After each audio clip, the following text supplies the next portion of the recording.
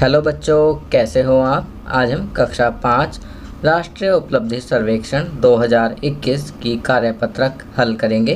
विषय हिंदी। तो चलिए वर्कशीट हल करते हैं। भाग 1, निम्न दिए गए गद्यांश को पढ़ें। यहाँ पर एक गद्यांश दिए गए हैं, आप इसे पढ़ेंगे। The forest man of India. Jadav Molai Payeng नाम का एक 16 साल का लड़का था।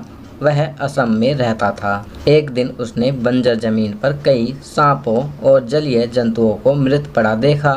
धूप और गर्मी के कारण उन सभी की मौत हो गई, क्योंकि बचने के लिए पेड़ों की छाया नहीं थी।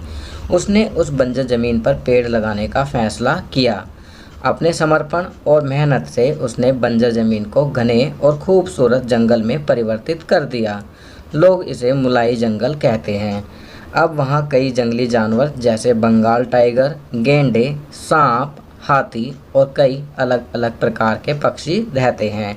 उन्हें the forest man of India नाम दिया गया। उन्हें 2015 में पद्मश्री से सम्मानित किया गया था।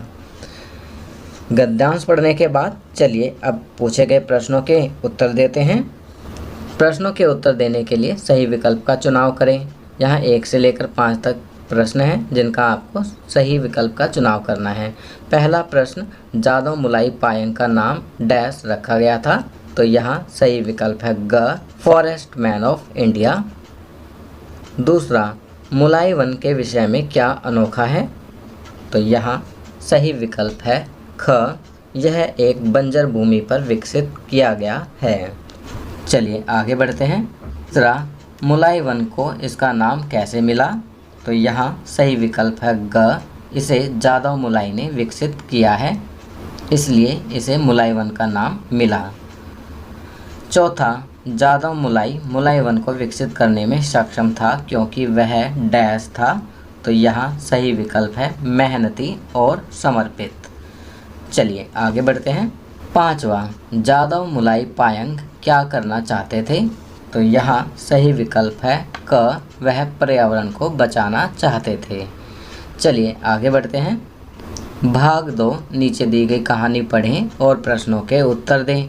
6 से 10 प्रश्न दिए गए हैं। कहानी पढ़ने के बाद उनका उत्तर देना है। रामू और आम।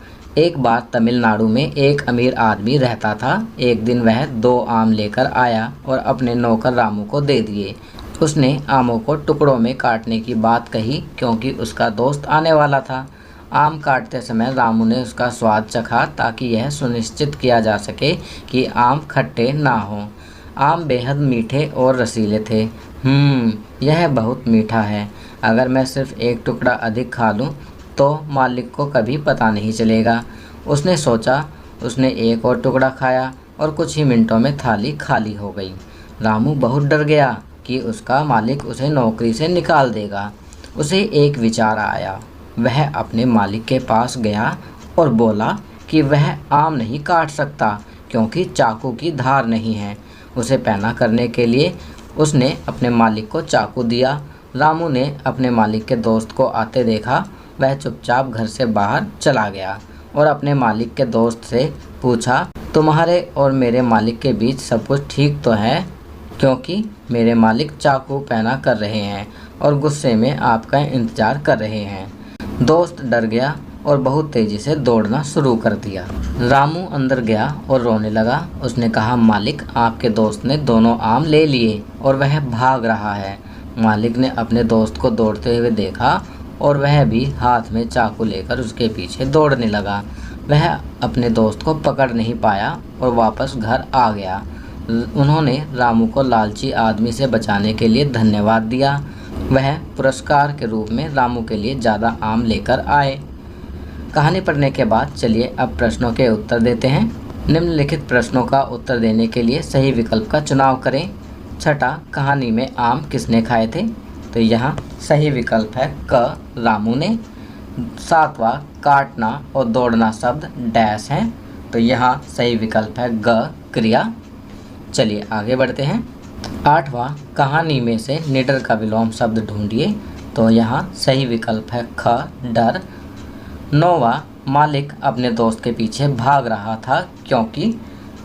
तो यहाँ सही विकल्प है ग, वह अपने आमों को वापस लेना चाहता था। चलिए आगे बढ़ते हैं। 10वां, कहानी में होशियार व्यक्ति कौन है? तो यहाँ सही विकल्प है ख, रामू। चलिए आगे बढ़ते हैं। भाग 3, दिए गए विज्ञापन को ध्यान से पढ़ें और सवालों के जवाब दें। अब आप देख सकते हैं यहाँ पर एक बाल किलकारी पत्रिका का विज्ञापन दिया गया है। आप इसे ध्यान से पढ़ेंगे और पूछे गए सवालों के जवाब देंगे। 11वां, यह विज्ञापन किस विषय में है?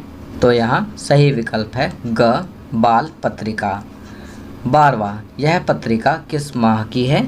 तो यहाँ सही विकल्प है ग, सितंबर। चलिए आगे बढ़ते हैं। 13वां, बाल किलकारी पत्रिका में निम्न में से क्या नहीं होता? तो यहाँ सही विकल्प है ग, उपन्यास।